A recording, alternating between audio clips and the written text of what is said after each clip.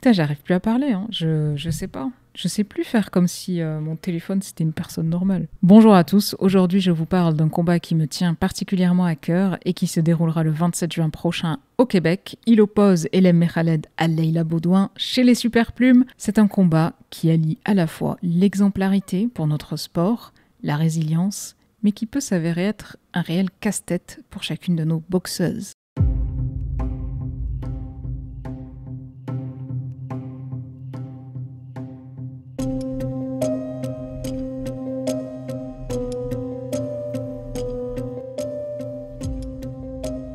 Alors, j'ai intitulé cette vidéo Inévitable de façon un petit peu ironique, parce que s'il y a bien une chose que Leila et Elem auraient pu faire, c'est s'éviter. Traditionnellement, en boxe, j'ai bien dit en boxe, je n'ai pas dit en boxe féminine, on a tendance à s'éviter pour préserver son nombre de défaites, ou à ne combattre que pour un titre qui nous donnera énormément de visibilité, etc., etc. Le combat dont on parle met en jeu une ceinture WBO, mais c'est un titre mineur, il s'agit d'une WBO internationale chez les Super Plumes. Elem n'a pas vraiment d'intérêt à prendre Leila dans un combat comme ça, en tout cas d'intérêt au sens carriériste du terme. Elle prend le risque d'une défaite face à une boxeuse qui est en pleine montée. Il n'y a pas de titre majeur en jeu, et ce n'est pas chez elle. Pour Leila, eh bien, il s'agit de prendre une boxeuse aussi expérimentée qu'Elem. Je vous rappelle quand même que Elem s'est quand même pris Chantelle Cameron dans un combat très sérieux, on va en parler. Mais Chantelle Cameron à l'origine de la seule défaite reconnue de Katie Taylor. Donc c'est quelqu'un qui a déjà l'expérience de l'international, des grands combats, des grandes soirées. Quel est l'intérêt alors pour Leila d'aller mettre en jeu ce titre, qui certes est mineur, et de se risquer à ajouter à son palmarès, elle qui est une boxeuse en pleine montée, une défaite? Eh bien l'intérêt, c'est l'intérêt du sport. L'intérêt, c'est la sportivité. L'intérêt, c'est j'ai besoin d'un défi en ce qui concerne Leila, mais c'est aussi un défi en ce qui concerne Elem. Donc, on a dans ce combat deux boxeuses, deux sportives, deux athlètes qui font preuve, pour moi, d'exemplarité pour ce sport. Et je leur en suis, comme vous devriez l'être, énormément reconnaissante. C'est grâce à ce type de boxeuse, c'est grâce à des personnalités comme celle de Elem et de Leila qu'on a de beaux combats et que le sport va continuer à se développer. Des boxeuses qui dépassent le nombre de défaites, des boxeuses qui dépassent les titres majeurs mineurs, des boxeuses qui cherchent la sportivité et l'adversité réelle. Franchement, chapeau. Je commence donc par Elem Mehaled, qui a combattu dernièrement chez les super légers en 140 livres. Elle affiche 17 victoires, dont 3 remportées par KO, 3 défaites, 0 égalité. Elle est orthodoxe, mesure 1m65 et a 34 ans. Elem, on voit de suite dans son palmarès qu'elle a de sacrés noms. Elle a commencé sa carrière pro en 2016 et elle affiche très vite des noms tels que Delphine Parsoun en 2022. Combat remporté de façon extrêmement serrée par Delphine. En 2023, pointe son nez une certaine Alicia Baumgardner. Bon, on l'a dit, Alicia, elle avait bu de la limonade sucrée, elle avait bu beaucoup de café, tout ça. Bon, en fait, Alicia, quelques mois après ce combat, s'est avérée positive au dopage. Et j'ai d'ailleurs fait une vidéo qui parle un peu de ce sujet. Néanmoins, et bien que Elem, lors de ce combat, est allée au tapis au 3e round, eh bien, elle lui a tenu tête pendant 10 rounds. Elle lui a tenu tête pendant 10 rounds. Ça a été un combat bien plus compliqué que ce qu'Alicia ne semblait croire. On a vu Alicia gazer sur la fin du combat et on a vu Elem remporter le cœur du public ce soir-là. J'étais moi-même au Madison Square Garden et je peux vous dire que je l'ai vraiment vue et sentie. Elle a surpris l'ensemble de la salle. Après le 3e round, beaucoup étaient convaincus que c'était fini. Et de voir Elem revenir, non seulement revenir, mais aussi poser tellement problème à Alicia, je peux vous dire que ça a démontré une capacité, une détermination, une ténacité et cet esprit de boxeuse, cet esprit d'athlète a été vraiment apprécié par ce public new-yorkais très conquis à la boxe. Ensuite, il y a 2 combats à 8 rounds contre Kutchenko et Kantos, remportés les 2 par Elem, et on la retrouve en 2024 contre une certaine Chantelle Cameron. Alors Chantelle Cameron, c'est la seule boxeuse qui a causé une défaite, en tout cas de façon reconnue, à Katie Taylor. Chantelle Cameron, personne ne voulait la prendre, soyons clairs. C'est un combat très serré là aussi, impressionnant en termes de performance de la part d'Elem qui a vraiment tenu la dragée haute à Chantelle. Et c'est, je pense, aussi un combat à référence pour ce qui concerne Elem Mehaled. On passe à Leila Baudouin. Alors, Leila Baudouin, qui combat chez les Super Plumes en 130 livres, elle affiche 12 victoires dont une remportée par KO, une défaite. Elle est québécoise, orthodoxe. Désolée Leila, je n'ai pas trouvé ta taille. Je ne sais pas pourquoi, je ne l'ai ni sur BoxRec, ni sur Tapologie, je n'ai pas trouvé ta taille. Donc, si tu passes par là, mets ta taille dans les commentaires. Leila est un peu plus jeune, elle a 29 ans et elle a commencé sa carrière professionnelle en 2019. Elle monte petit à petit et enchaîne des combats essentiellement à 8 rounds et termine avec un 10 rounds en 2024 contre une certaine Crespo. Leila, c'est une boxeuse qui s'est gardée assez active, elle a combattu plusieurs fois dans les mêmes années. Et c'est une boxeuse qui est en train de construire sa carrière, c'est une boxeuse qui est en train de monter, comme on dit. Alors Leila, c'est une boxeuse que j'ai appris à connaître un petit peu plus en préparant cette vidéo. J'aime beaucoup la personnalité que j'ai découvert et l'attitude de cette sportive.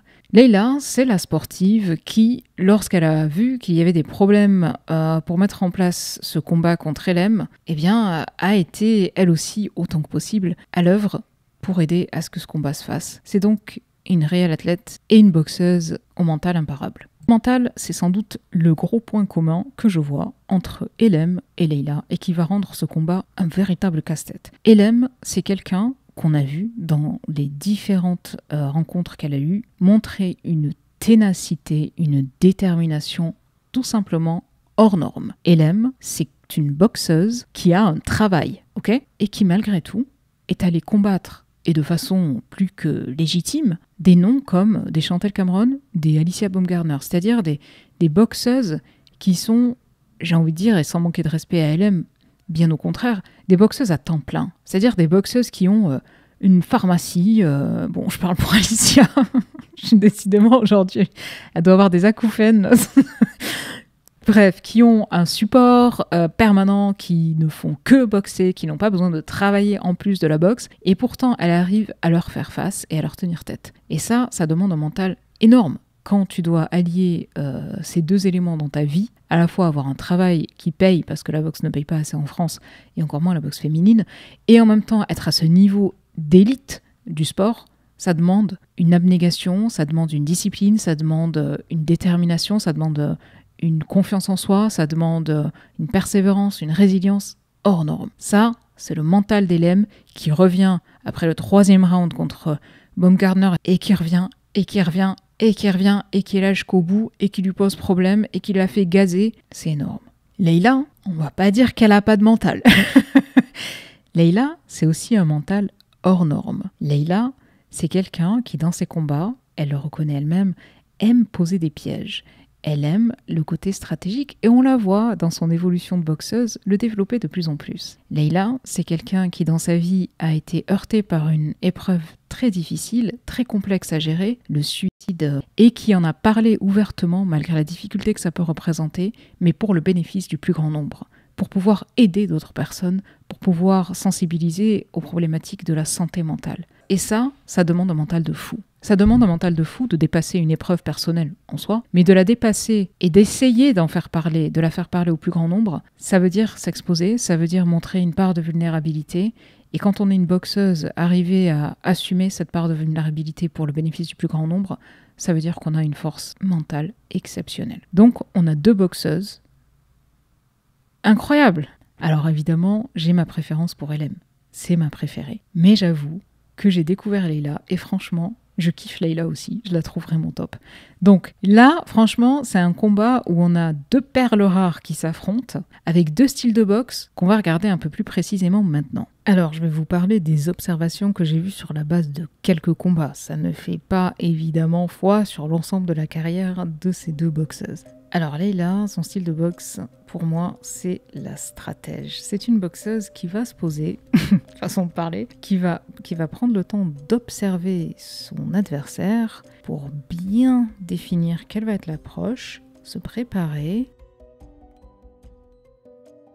Et une fois qu'elle est sûre de ce qu'elle va faire, bam, elle va envoyer. Et en général, ça fait mouche. C'est une boxeuse qui va te punir à chaque erreur qu'elle va observer. Donc si t'as le menton à la fenêtre, si t'as une garde basse, si tu baisses les gants, si tu te laisses à découvert, bam, c'est sûr, avec Leila, tu vas prendre le crochet du gauche. Et ça, c'est un élément auquel Elem va devoir être très vigilante attention, dès que tu es à découvert, Layla, elle t'observe depuis un petit moment, elle va envoyer. Donc il faudra être particulièrement vigilante sur l'aspect défensif avec une boxeuse qui est aussi explosive que Layla Baudouin. Et c'est aussi une boxeuse qui adore surprendre.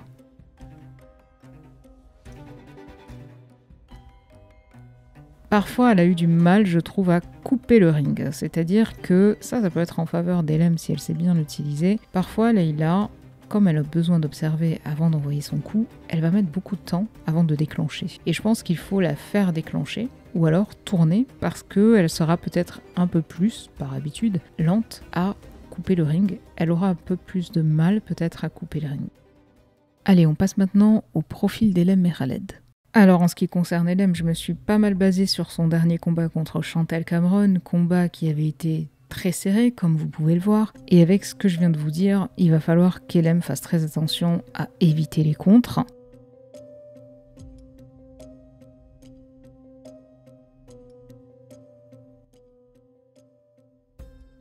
Un de ses points forts à Elem, c'est d'avoir un super timing, et c'est comme ça qu'elle a réussi à plusieurs reprises à toucher Chantelle qui s'y attendait pas du tout.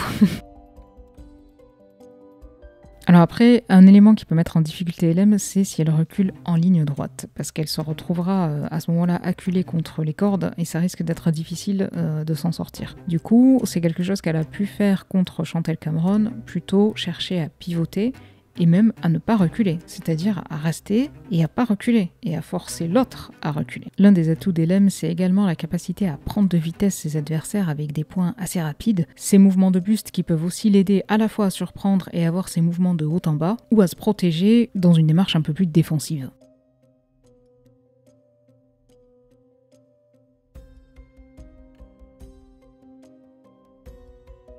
Après, on l'a dit, chez Elem, une de ses grandes qualités, c'est quand même sa ténacité, cette capacité à rendre les coups. Quand c'est à mi-distance, quand c'est au corps à corps, Elem, elle a du répondant et elle relâche pas la pression. Et je pense en plus qu'à cette catégorie de poids, elle aura plus de puissance que contre une Chantelle Cameron dans laquelle elle avait fait cette montée en poids, mais avec une Chantelle qui, franchement, totalement hydratée, semblait avoir un gabarit plus puissant que celui de Elem. En tout cas, c'est ce que moi, j'ai eu l'impression de voir. Je pense que ça va être un combat très serré. Je pense que, certes, pour elle, Layla a la jeunesse, quelques années d'écart avec Elem, mais on a déjà vu dans d'autres combats que ce n'était pas forcément la clé. Je pense notamment à un des upsets majeurs cette année, où Tiara Brown a détrôné Sky Nicholson, alors que Tiara est plus âgée que Sky. Mais c'est très différent. On parlait de style de boxe complètement différent. La difficulté, je pense, pour ce combat, c'est qu'on a deux boxeuses qui ont des styles qui vont parfois se ressembler. C'est-à-dire qu'on n'a pas Elem qui est une boxeuse un peu à la Mikaela Mayer contre Sandy Ryan. Non, ça n'est pas aussi tranché que ça.